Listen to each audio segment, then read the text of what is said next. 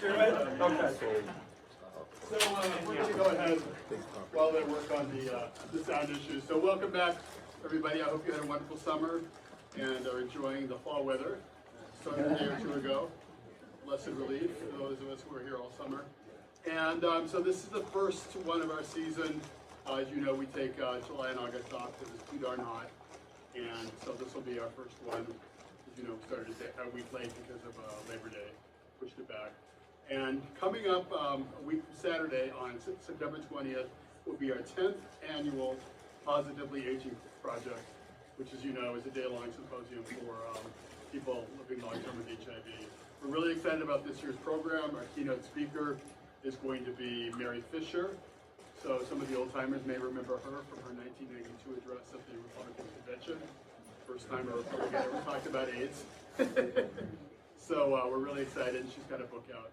Michael will be on the agenda as well. He might tell you a little bit about that at the end. So if you haven't already, sign up for that, please. We do need you to sign up to so we get a good count for lunch. And tell your friends, bring everybody.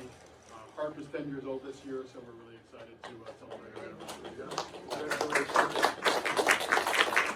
So without further ado, at some point you may hear some sound stuff as he reconnects the soundboard. But Michael, as you know, has a voice that projects. They can hear on Zoom, so we should be good to go. So Michael, take it away. All right. All right, thank you. First, I would like to thank Jeff Taylor, Stephen Drew Arbach, and Jim Ferguson for really putting this together. They do a lot of the legwork for HARP and have for quite this long period of time. The rest of us are board members, and we do some guidance stuff, but they do really a lot of the nitty-gritty. And so, you know, I want to thank them for having me here tonight. It's an honor and a privilege to be here. I'm very, very grateful to be here. Just to give you a little bit of my background, because that will inform us of what we're going to talk about tonight, which is my physicology, right? So everyone, what is it? So physicology, simply put, is the emotional study of the body. That's what we came up with. So I will tell you, I've been working on the development of this for 40 years, and it took me almost, well, 25 years to have Google not listed as a misspelled word.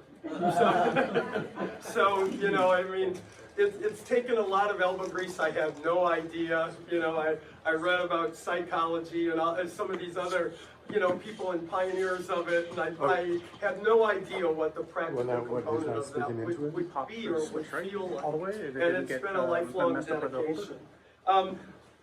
So a little bit about me. My journey in health and wellness, and yeah, it's not.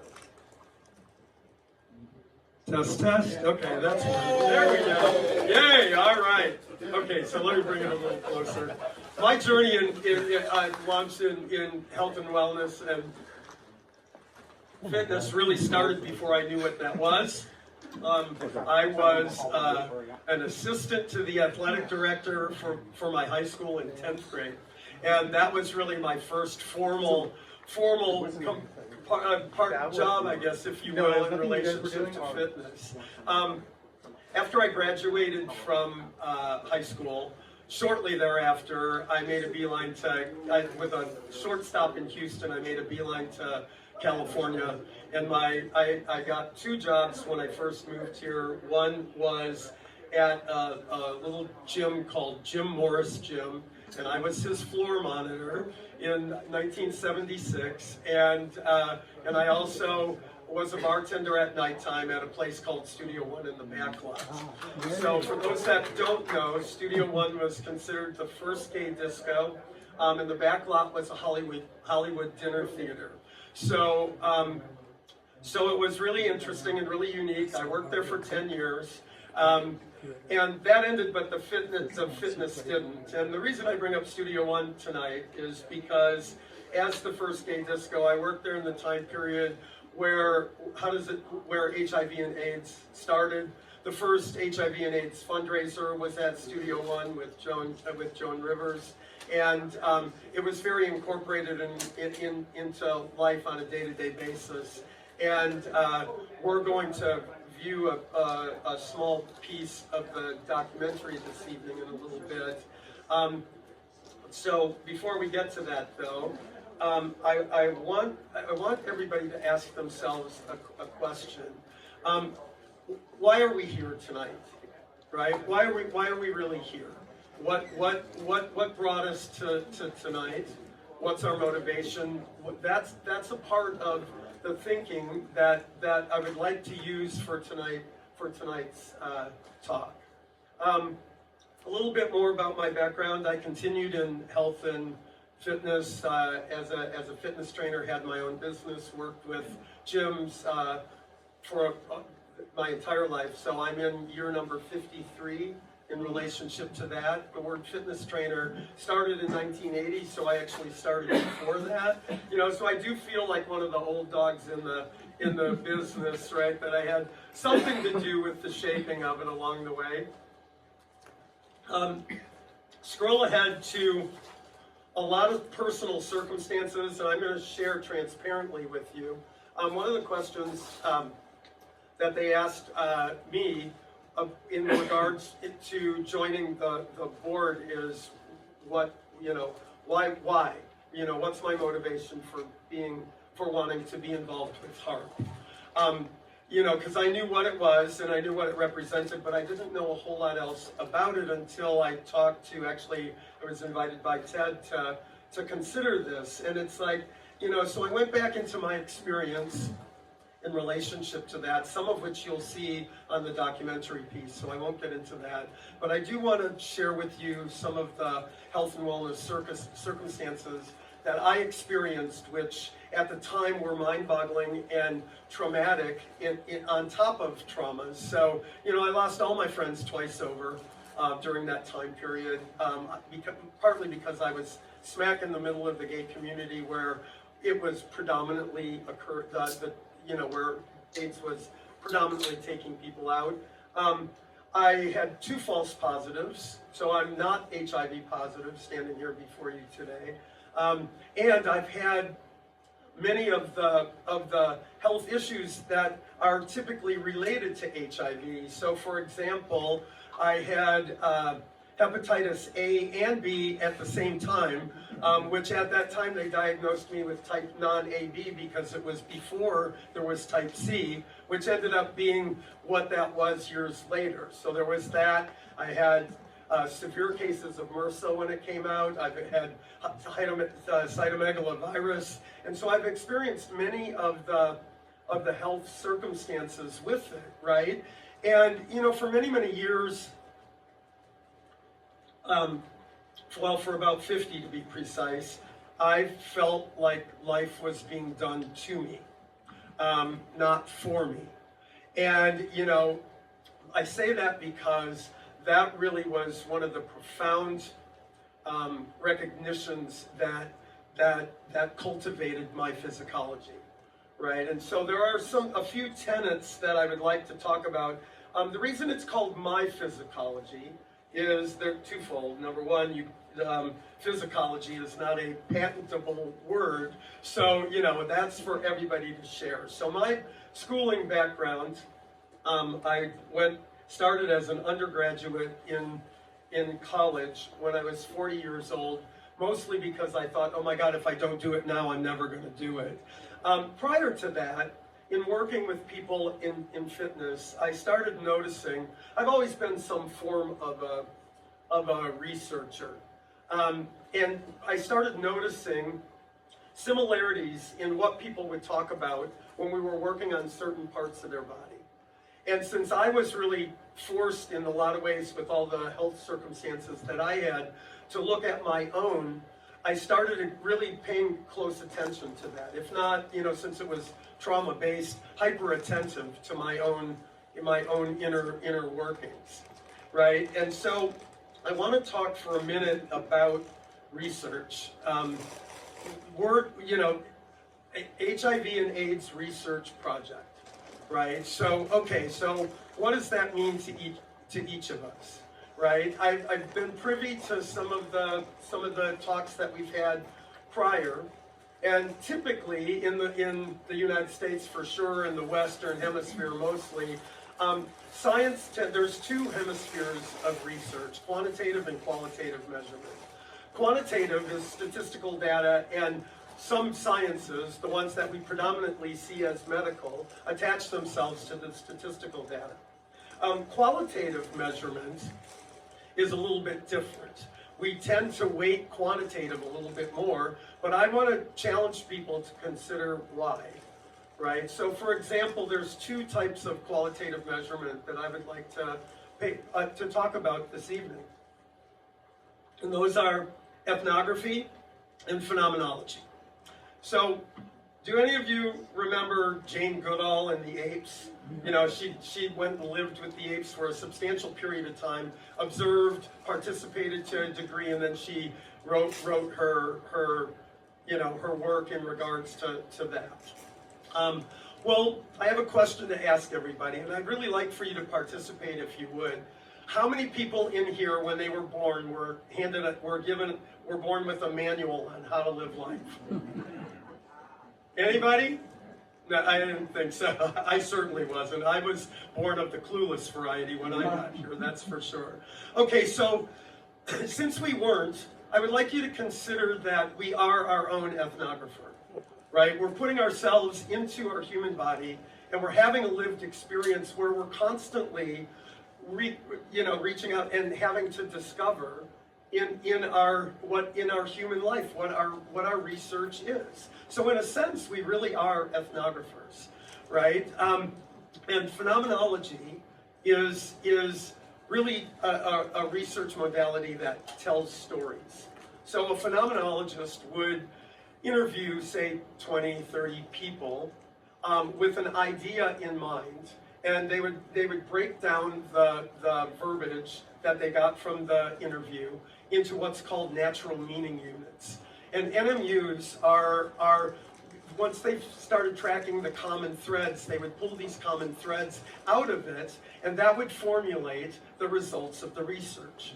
So in other words, what I would like us to consider tonight is, as our own ethnographer, the only way that we can share our research is by telling our story, right? And and examining with other people the collaborations, the similarities that we have. And some of the stuff I'm talking about, 12-step programs have built their life around. We look for the similarities as opposed to the differences.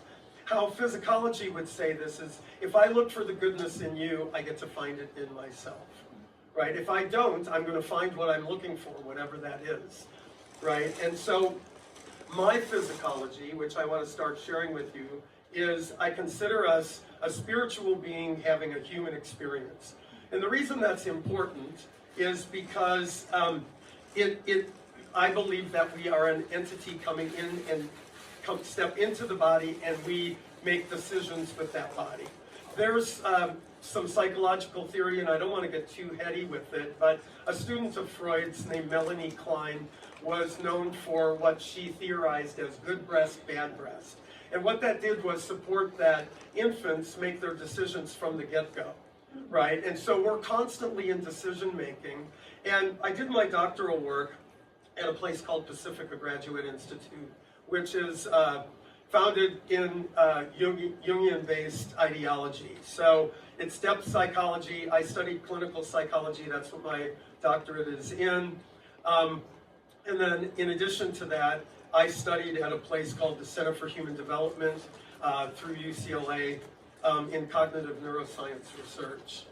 And one of the things that we talked about at the Center for Human Development, which is now called the Mindfulness Center, by the way, it's where the origination of mindfulness practice started in the West. And so, we were asked, how can we've got this incredible research that was shown from all over the world, how can we disseminate the information to the general public, right? Because it's awfully lofty, and cognitive neuroscience is it's a language to itself. So anyway, I came up with an idea, and we'll do it. So I would like for us tonight to consider ourselves as a cell phone, Everybody know how to use a cell phone? Some better than others. Ever been frustrated by it because it's not working right, or it's too slow, or the photos don't come up, or it's just any number of things. Our body works just like that, right? So if we look at the slide, it's talking, we can see, spiritual connectivity. How many bars of Wi-Fi do we have? We disconnected, lost, no sense of purpose, occasional connection, seeking meaning, consistent awareness, some alignment, deeply connected, intuitive, inspired, fully aligned with our deepest vitality, right? So we have all of these differing shades of expression in life that we go through, and I think a lot of times it comes out while we're doing this. And so, to me, have you ever been frustrated because somebody's locked in their phone and they're not paying attention to what they're doing around them? Yeah, so, these types of things, for me personally, we're back to that, why are we here? What's our purpose, and what is this purpose? And is it incidental, or is there really some depth to this that we can go to, right? So the reason I brought this slide up is because I really want us to open ourselves up a bit, think about why we're here, what our depth really is, and participate in that way, right? So there's a few things that I'd like to share that are specific to more the foundation of physicology in and of itself. So I'd like you to think about, we have two brains. We have this brain, and we have this brain, right? Our intestinal brain, actually in gestation, comes online first. So it's really our main brain, right? But it doesn't have verbiage, it has somatic expression, which brings it to the body. So when we talk about physicology, that's why it's body, mind, soul, right? It's a body-based focus, because we all have one, and quite frankly, they all function the same. So it's a way that we can really connect, and there are some nuances of difference. There's innumerable differences, if you will, but really, for the most part, we can look for the similarities within that. Another part that I would like to talk to, how many senses do we have? Say 5? Is that the going number that we're going with? I know I'm setting it up a little bit. Okay, so if I told you that there were 32, would that be a surprise? Okay. So if we include the intestines as our main brain, there are 32 senses that we could have. Everything is this. We're really a walking sensory system. There are striations in the muscle tissue that everything runs through this brain, but it's like we have two brains. So if we think of it, what I like to think of is that to be human is somewhat hybrid. We're half angel and half animal, and we're trying to collaborate in this life in a way where we're constantly looking for an intuitive process, and how do we integrate body, mind, soul, right? So this main brain has somatic expression. So how many in the room do some sort of exercise that they would really focus on the somatic expression of the body? Okay, it can be anything, actually, right? So those things, or how many of you have had an injury where your body's going, ouch, this hurts me? Yeah. Or an illness, or something more long-term, which brings us here tonight, right? Long-term HIV and AIDS, people living with this.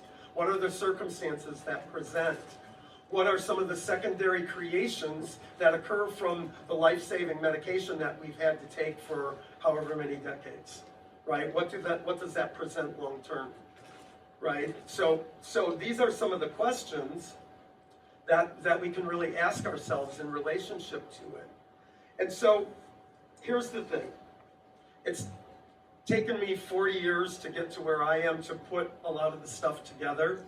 Let me just give, I don't want to get too sciencey, I'd rather us stay in our feelings today, but I'll say this much about the scientific foundation of my physicology. I use cellular emotion, the neurological grid of the body as a guide, and brain mapping. And I want to give you one example because it will have something to do with what we're talking about tonight. So these two fingers on both sides run up the outside of the arm.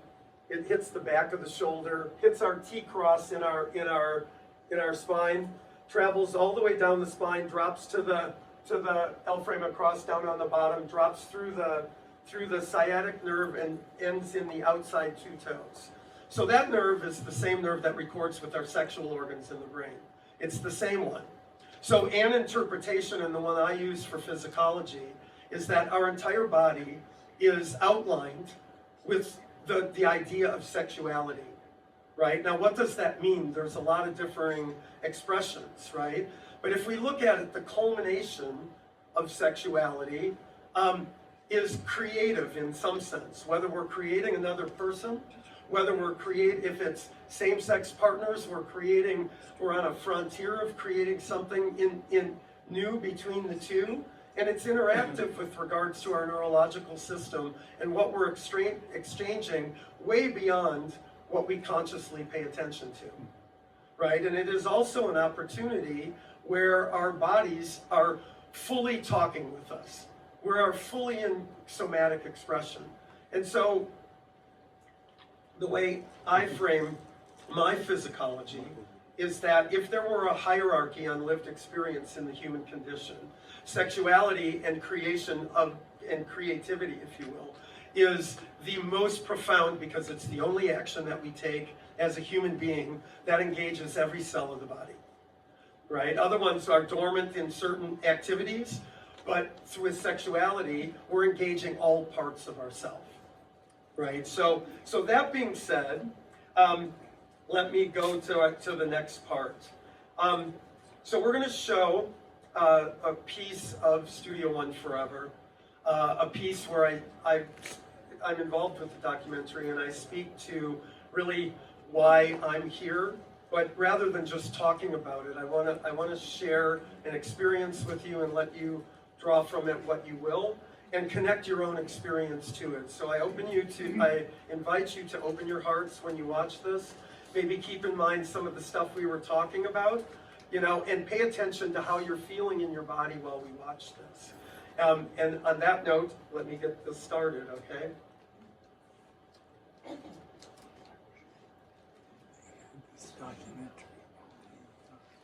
This is a slide on New Year's Eve, 1980. Obviously, outside world wasn't great, but in this club, it just felt safe. Balloons are falling in these pictures. They're kissing, they're dancing, they're being free.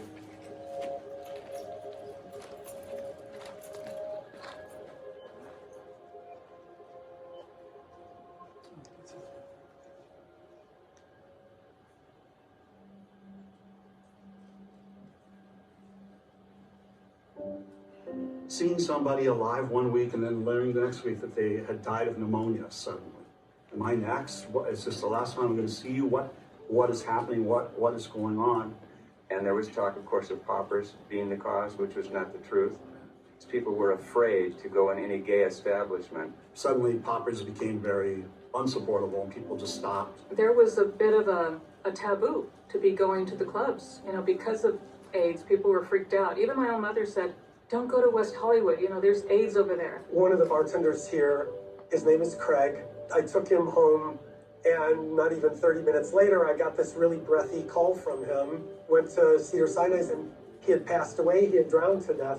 And he had worked this night. He didn't even know he had it. When I was going to a psychiatrist, I said, when am I ever going to get over all the trauma of the last decade? And his reassuring remark was, never. And he was right.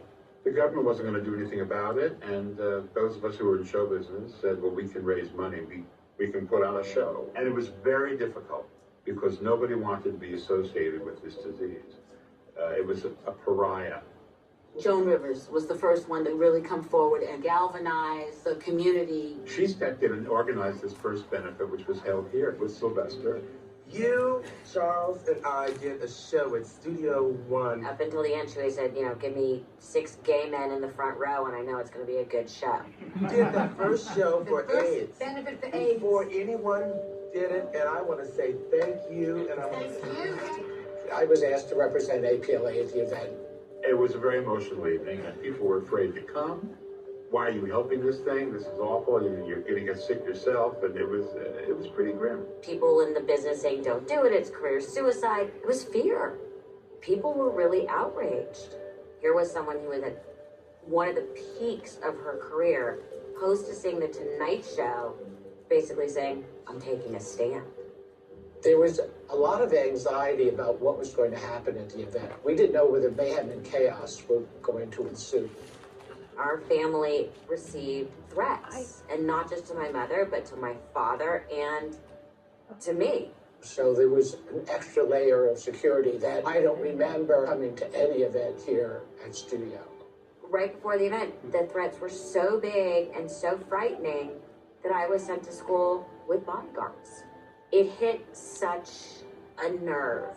I mean, the fact that they made the decision to bring me with them the night of the fundraiser, and their feeling was, if something's going to happen, the place is going to get blown up, at least we're all there together.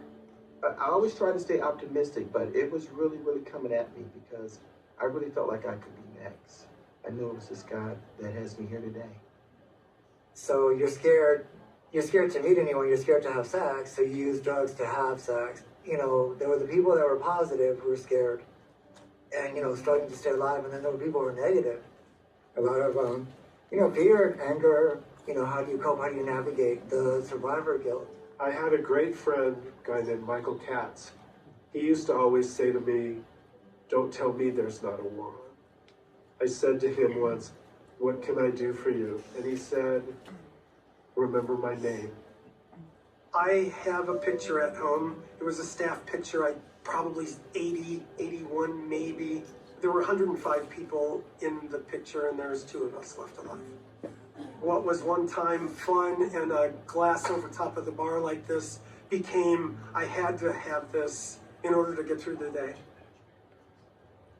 My first friend who died, Scott Fleener, is somebody I would dance with upstairs, and Scott was the funniest gay man.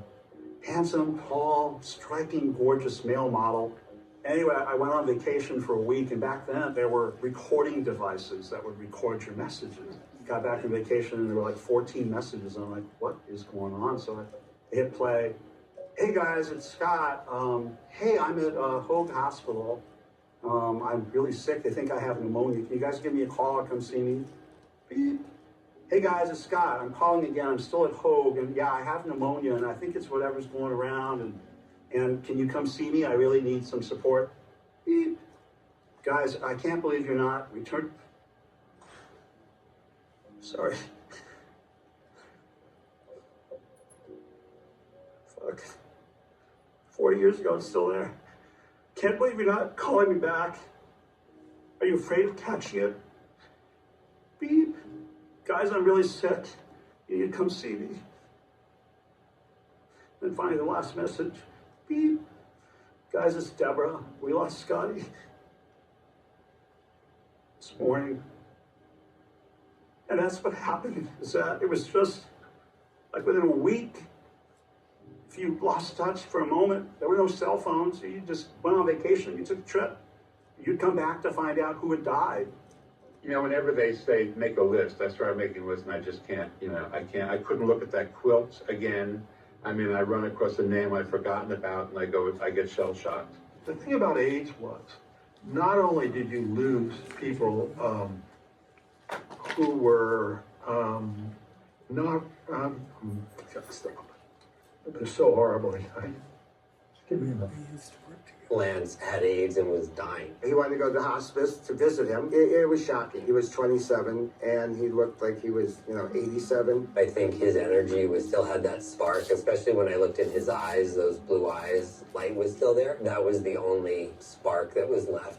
And he was rebellious, and he was like smoking cigarettes in the AIDS hospice in bed with oxygen. He just wanted to do what he wanted to do, and he was going to do it till he couldn't do it anymore. I think about him all the time. I've only really loved 3 people in my life, and he was one of them for sure. There have been some cathartic moments where I think I've gotten through it. But it, yeah, it bothered me a lot. Those people are not replaceable.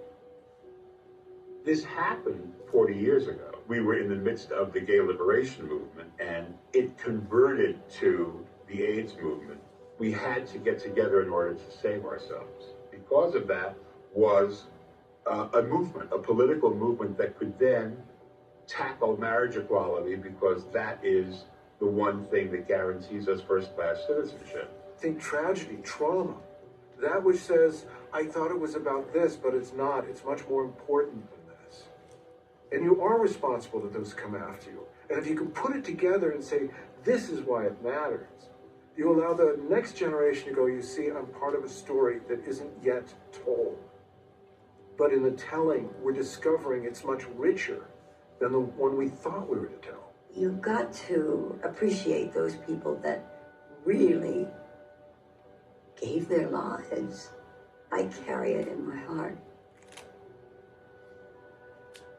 Some songs just trigger my memories because I see all of these people that I used to dance with at the clubs who are now deceased. And you see, I mean, this is 30 years later, and I still get very emotional about it. Some of them accepted death peacefully, most did not. Death did not come calmly. We have that PTSD, but I still feel connected to a lot of the spirits of these men that were there with me dancing upstairs. And I just need to have just a moment for me and my friends who are still here, for us just to let that time go. Even though I've gone through 3 decades of processing with it and many years of therapy and getting sober, I still wonder, sitting here, what my life would feel like if those people were still here. And that doesn't go away. It will never go away. I refer to these people now as my angels.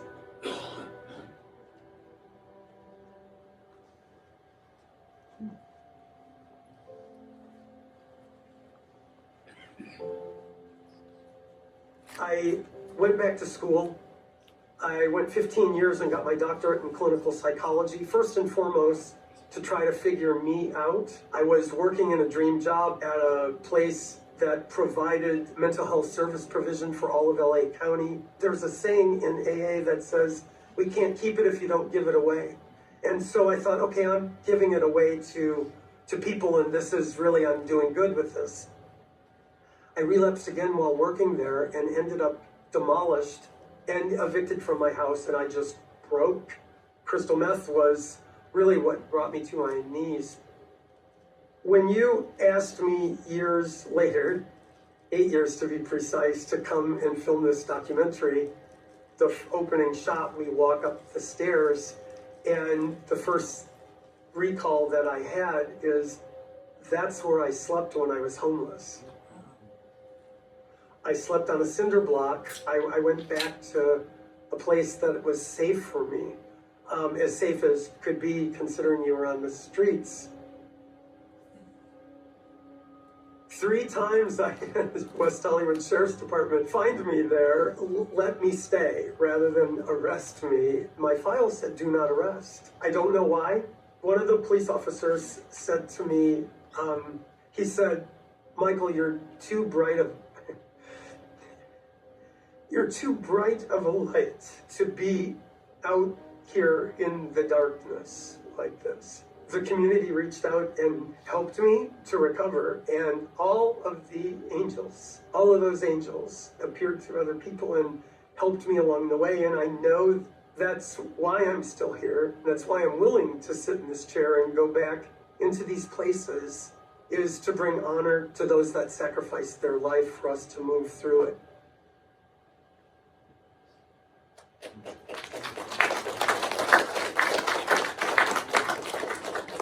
Okay.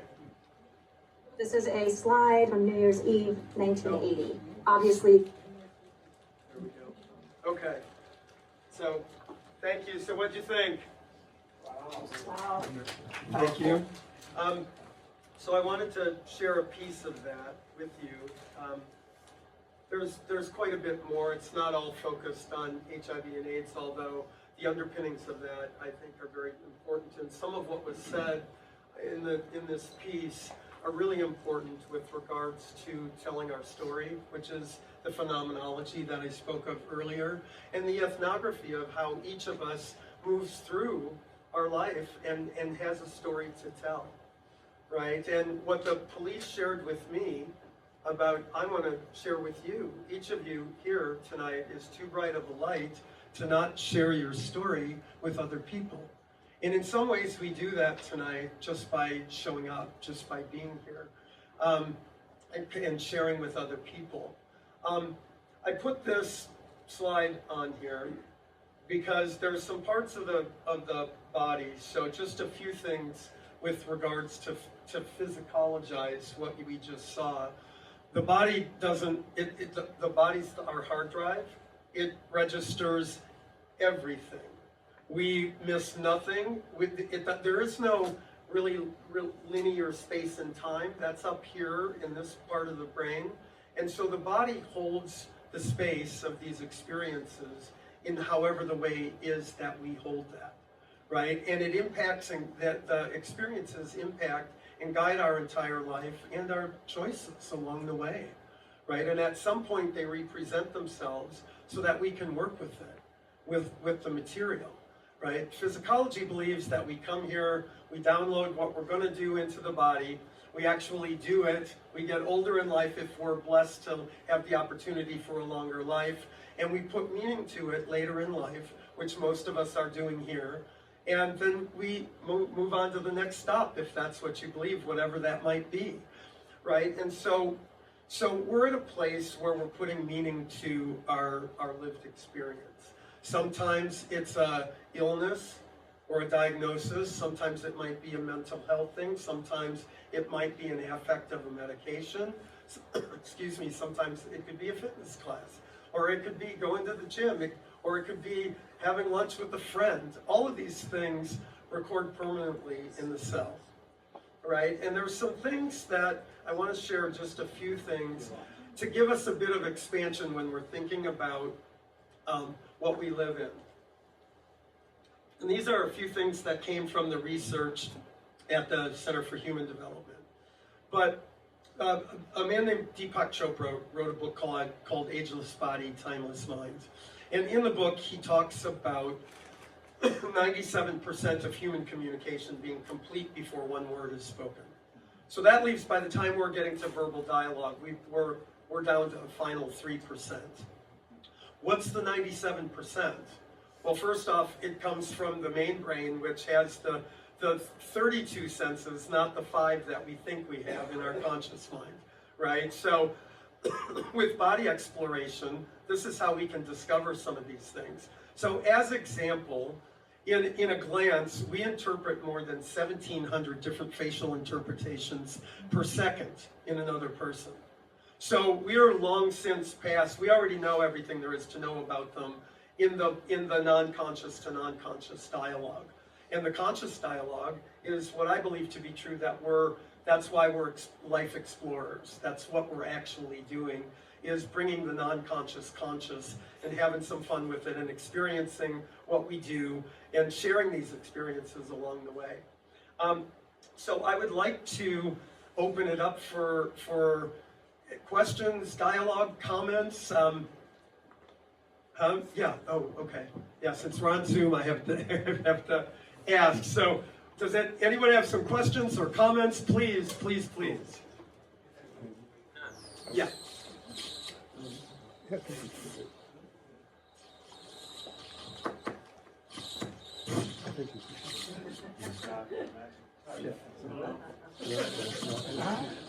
Hello? There you go. We got you now. Thank you so much. It was great to learn more.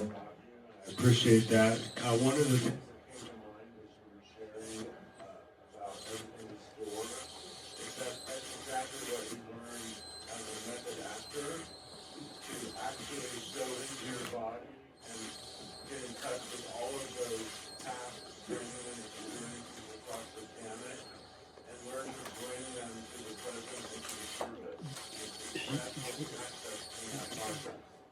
Yeah, absolutely. Jeff, would you rather, do you want to use this microphone?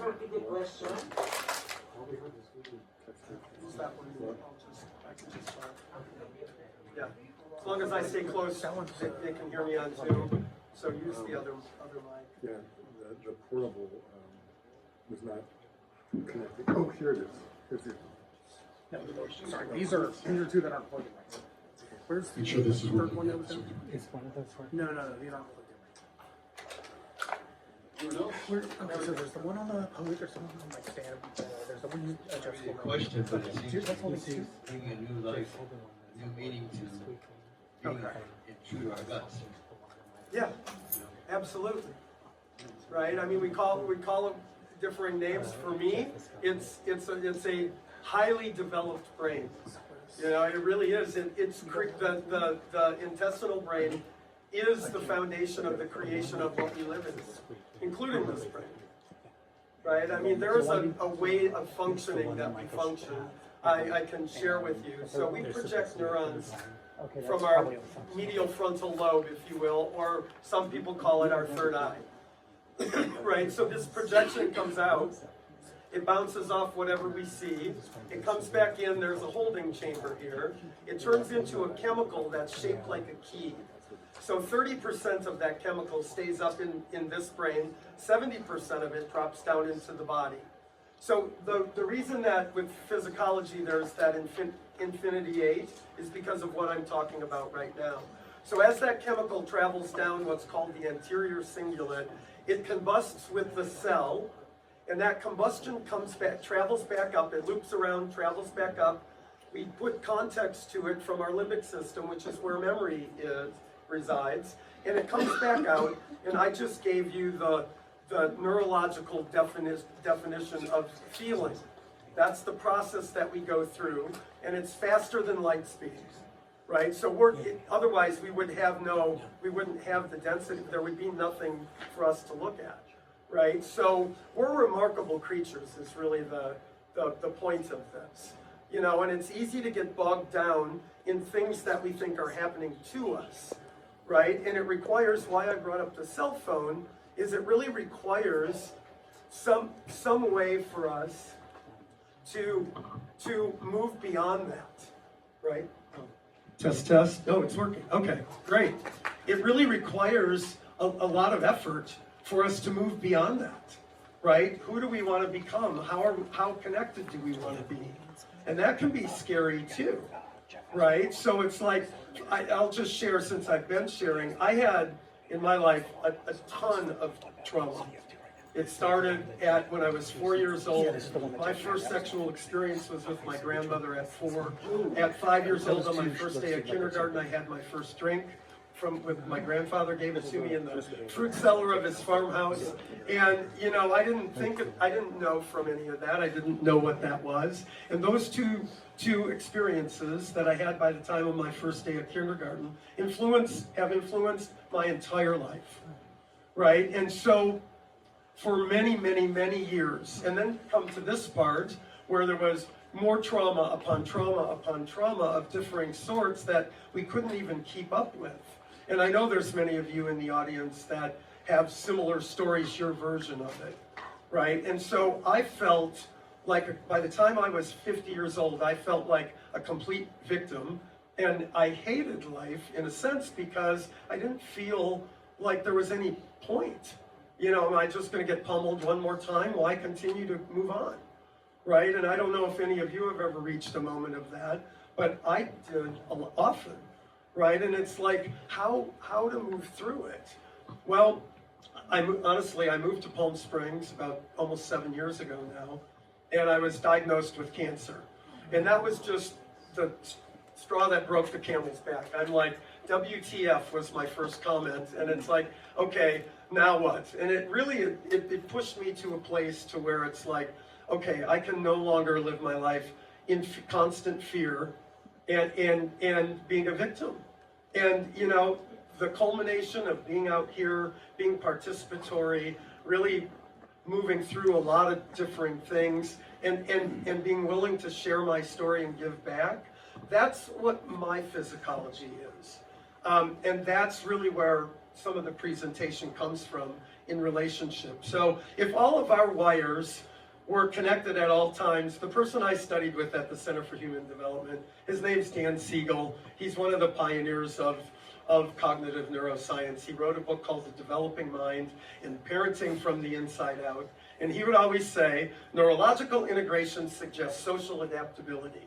And I'm like, okay, what does that mean? So I had to break it down into a metaphor in a sense. So what he was saying is, if all our wires are connected, life would feel like a warm knife through butter. Well, given current circumstances that we have in the personal, it's not feeling so buttery right now, right? For all of us in a lot of ways. And why I wanted to put this up here is because this is the inclusion that we would feel if we had that. So might this be something for us to work towards? Is it really our solution? If we focus on this, might some of the density that we're dealing with in our personal experiences, be it for this particular purpose for HARP, be it the difficulties that come from living with long-term HIV and AIDS? You know, can we turn the corner to live in the blessing of, oh my God, so many people sacrifice their lives, and I'm one of the strong, blessed ones that gets to lead the way, right? From my vantage point, not being HIV positive, I really see the people that are living with HIV and AIDS as amazing human beings that are on a frontier of teaching the rest of us how to go it, right? And one of the big examples that we had recently about this was COVID. I don't know if you all know this, but much of the research that contributed to the COVID vaccination was out of HIV. There wouldn't have been that research had it not been the community grassroots effort like what Bruce was talking about in the film. You know, nobody wanted to hear what we had to say. No one cared. At that time, people thought, oh, well, good riddance. We don't want you here anyway. Really, that was the story that was being shared with us. And we had to work really, really hard from grassroots to develop everything from the ground up. You know, so the only way we get to keep what we did, and this is something I truly believe to be true, is by giving it away. You know, so HARP sets a wonderful example of doing exactly that, right? There's no charge for anything with HARP. The gentlemen that I mentioned at the beginning of the talk, Jeff, Jim, and Stephen, work tirelessly to sustain the organization in a way so that there isn't any cost to anybody else. And it really sets the exact example of creating a new perspective within the body. That combustion is a healing combustion. And so the ethnography, in the way I see all of us here tonight, is this is why we're here. This is why I'm here, is to really participate in something quite remarkable that we do on a daily basis, and to honor the people that didn't make it, and those of you that have made it still this far, and to continue to forge ahead. No matter if you're having difficulty, no matter if you're not in the mood for whatever it is, it's still a great thing. It's really still a great thing. So does anyone have any more questions, comments? Ted? Thanks, Jim. Thank you, Michael. Hey, you know, a couple things. I learned about 10 years finally ago, I was going into my 60s, that the only reason for me to be here is to have relationships with other people. I couldn't find anything else that made sense to me. And so in that, it tickles the hell out of me to hear you say that we're really quite remarkable beings. I don't feel so remarkable when I have all this animosity and anger and at things that are currently happening, and I don't know how to process that in a way that doesn't make me sick inside, you know, to feel that. Yep. No, I understand. So my response to that would be really the caption that I shared at the beginning. If I look for the goodness in you, I get to find it in myself. And that's the only way I get to find it. I don't know about you, but when I look in the mirror, I don't go, "Oh, you're just fantastic." You know, that's just hasn't happened in my experience yet. If someone has that, teach me how to do it, because I don't have it. But I certainly can see it in you, and I can see it in you, and I can see it in everybody in the audience, in their version of it, right? And so that's really, for me, what community and we is all about, right? In other words, I can't, we can, right? And so how we do that, and I know sometimes it's very hard, especially with political climate, or that we've got going on right now, or there's any number of things, that drastic changes occurring that is rattling our foundation to the core, right? So it's challenging, but who better to do it than us? We're still here. We've worked through mass quantities of things in the past several decades. I know each and every one of us that's here has done that, or you probably wouldn't have made the choice to come here tonight if it wasn't important and valuable to you, right? So keep with that is what I'm going to say. Does anyone else have something to say? Yes, please. Yeah, I want to thank my 82-year-old eyes from cataract surgery.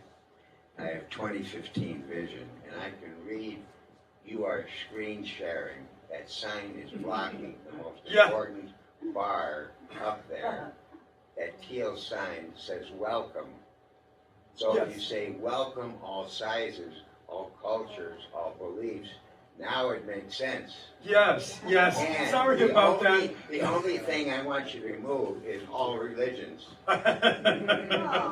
Well, so back to the cell phone with all religions, right? I personally don't, I was raised Missouri Synod Lutheran, so it was fairly rigid, right? So when I came out at 15 years old, my father, although his intention wasn't this, pulled out Deuteronomy and Corinthians and told me I was going to burn in hell for all eternity, and I couldn't live in the house and be like that. Now, he thought that he was doing proper parenting in requesting that I make some changes, right? There was just not a lot of understanding in 1970, right? So yeah, I can understand wanting not to have all religions, but it goes to the cell phone and how many bars of Wi-Fi do we have, right? You get to have how you get to have yours. I get to have mine. It's even inclusive of atheism or agnosticism, right? The ante gets raised for those that choose not to do the Wi-Fi in their personal self and are participating only in the day-to-day, right? So there's ways of looking at things that we can honor the other person, and we don't have to take it on for ourselves as a negative. So there is that. Yes. Michael, thank you so much for being here tonight and for the amazing footage from the club. It's difficult for me to even talk right now because I'm so overwhelmed, but in a good way. I wanted to ask you, so you're talking about the 32-component brain that we have. I'm totally getting that. Can you give us your feedback on what you think the AIDS crisis, especially what you experienced, did to your 32-component brain? Okay. Help me understand. So what happened with me, since I was smack in the middle of it, first it was confusion. We didn't really know what was going on. In the film, they brought voice to that a little bit. My friend Craig, who I took to Cedar Sinai, we worked together till 2 o'clock in the morning, right? And I get a call from him about 45 minutes later. We carpooled, so I had just dropped him off at his place, and I get this call like this. He could hardly talk, and so he says, "You got to come get me." I went and picked him up, took him to Cedar Sinai, and the doctor comes out 20 minutes later and said he had passed away. And it's like, what? 27, 28 years old, maybe, and I mean, that was, or my friend John Duran that spoke of his friend, that had called, that was very common with that. And so, it was extremely traumatic in a different way than what we're experiencing currently, right? currently it's a little bit different for me personally. What did it mean? Okay, I'll be transparent with this and I'll speak for myself. So we, as the gay community, and I'm going to speak just from my perspective of the gay community at that point in time, and which means me, really. We were very reclusive. First, because we had to be, but right around the time when HIV and AIDS started occurring, we were choosing to be. It's when circuit parties were starting. Nobody was, we didn't even talk to gay women back then, hardly at all. I mean, they came in ultimately when HIV and AIDS started happening and really saved our behinds as far as I'm concerned with regards to being able to facilitate assistance. But prior to that, we did not have a very good relationship. So we were very reclusive. It was very men on men, which in just a general way is very aggressive, right? And so we aggressively took ourselves into isolation from the other part of the community with a little bit of a chip on our shoulder, right? You've been judging us for so long, screw you, we're going to do what we want to do, when we want to do it, and how we want to do it, right? Which meant for me, circuit parties where I was up for 2 to 3 days, sexual activities with whoever, whatever, whenever I chose, just a type of lifestyle that did not consider a holistic point of view. In other words, everybody. And more than that, we weren't sharing our talents. And so on some level, I felt that there was a virus that came in that forced us to connect with community in a way that, was brutal in a sense, if you will. But in hindsight, looking back at it, it did do that. I find everybody to be remarkable in their own way, but as a community at large, we're quite a remarkable community, extremely talented, and have a tremendous vision and a capability to create and make things happen, right? Maybe because we're not focused on the family. I mean, there's a lot of different reasons we could put to that, but quite frankly, we weren't sharing that, right? And at the very least, if we can find any goodness out of HIV and AIDS, it's required us to share our gifts and to branch out and to be in community in a way that we hadn't before. One example, I was talking about it today, was HRC. No matter what, on Capitol Hill, no matter whether it's a Republican administration or a Democratic administration, the organization HRC is the only organization that doesn't get severed and has to reunite. It stays, right? The organization itself has done their legwork in relationship to integrating with everybody, right? And I find that to be quite an example of what I'm talking about right now. Does that answer your question, at least from my perspective? Okay. Sorry. Yes. Excuse me. My name is Paulo, and I would like to know, I was Let's get the microphone watching to you. the Yeah, hang on, Paulo, so they can hear you on Zoom, okay? I was watching your documentary, and it was impressive when you were homeless, and then you become this successful. Can you please share what step become into this new step in your life? Okay, sure. So first off, the part that didn't come out in the film is I had a series of strokes that I didn't know that I had, right? So I had 3 strokes. The first 2, really, to be honest with you, felt like it was a recall because it felt like I had just come back from a long weekend, right? So it was in my purview. So I just, got dressed, went to work, felt crappy, but, showed up anyway, and I thought that was a good thing. The last stroke that I had, I woke up and I couldn't see. And so, that one got my attention, and my entire body atrophied, so I went from about 175 pounds to 260 pounds in about 3 weeks. And then I was homeless, right? So it was not a vision for you that was sleeping under the stairwell that we talked about, right? And so on a daily basis, what got me through, because, you know, I talked about the feeling, living life as a victim. I had to ask myself on a daily basis, did I want to live or did I want to die?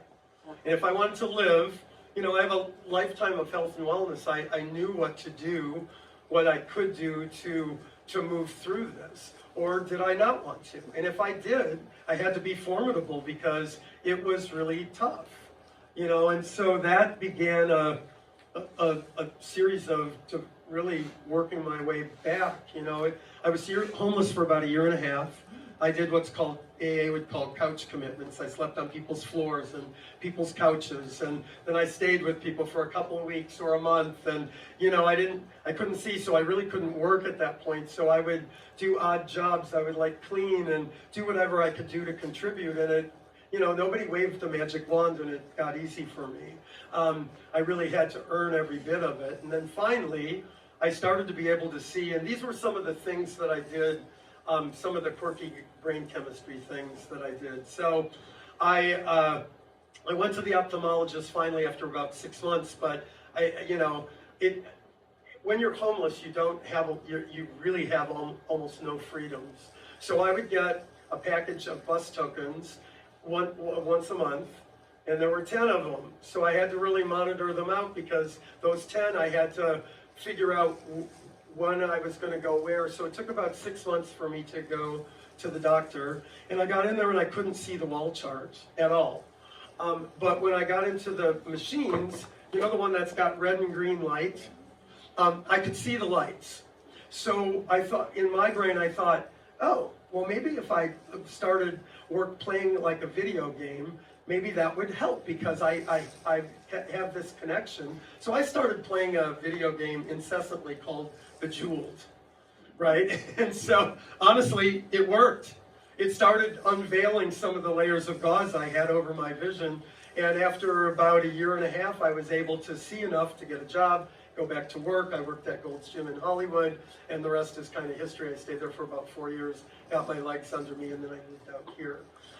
So with the practice of Physicology, my personal ideation is really from a more natural state, right? Because for me, enough drugs have been through this system that it really just doesn't need any more.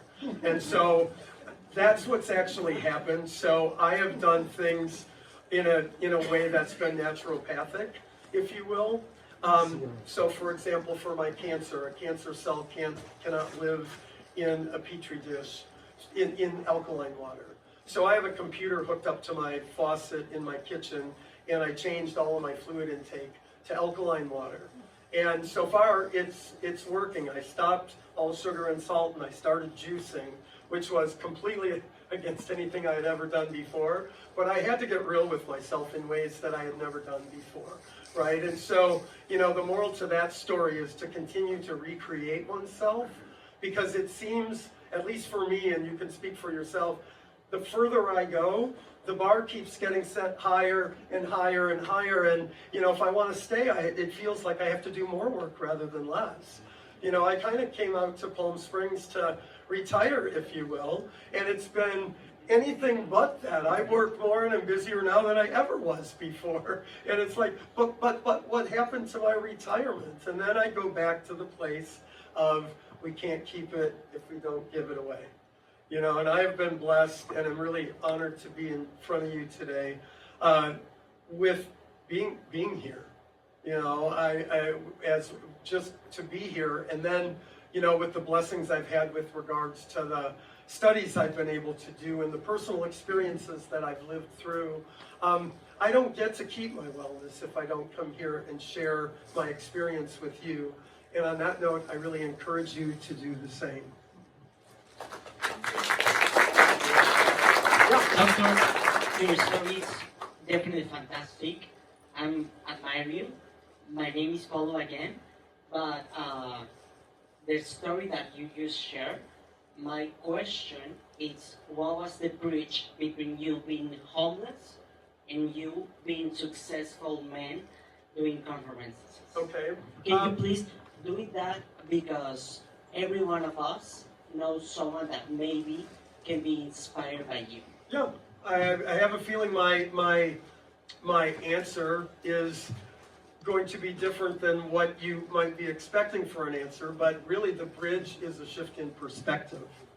That's it.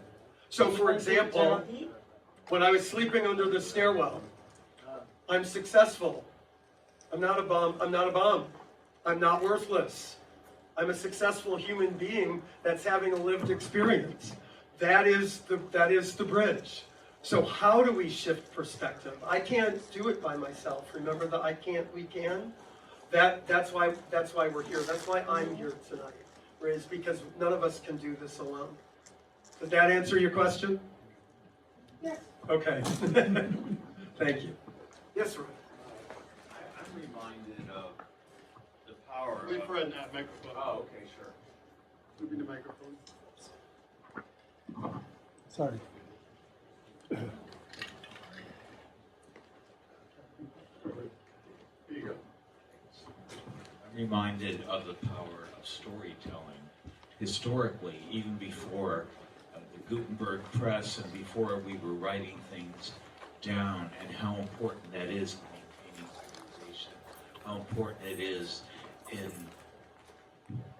living our lives more fully, having more meaning in our lives. I know we talk about creativity. When I threw myself into music after my husband passed away, I thought I have a lot of stories to tell. That's important to me, and it's just important in history. So you've really done it with great candor, which I appreciate, and so many other people appreciate. Thank you, Roy. Appreciate it. Great. With that, any other questions or comments? If not, thank you so much, Michael. This was terrific. Thank you very much. Appreciate it, everybody. Thank you for coming out tonight. And don't forget, September 20th, the focus is on balance, right? So for those of you that have it already, don't worry about it. For those that might be continuing to seek it, check us out on the website. Thank you.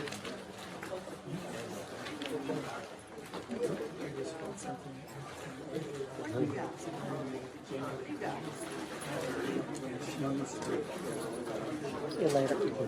Hey, good to see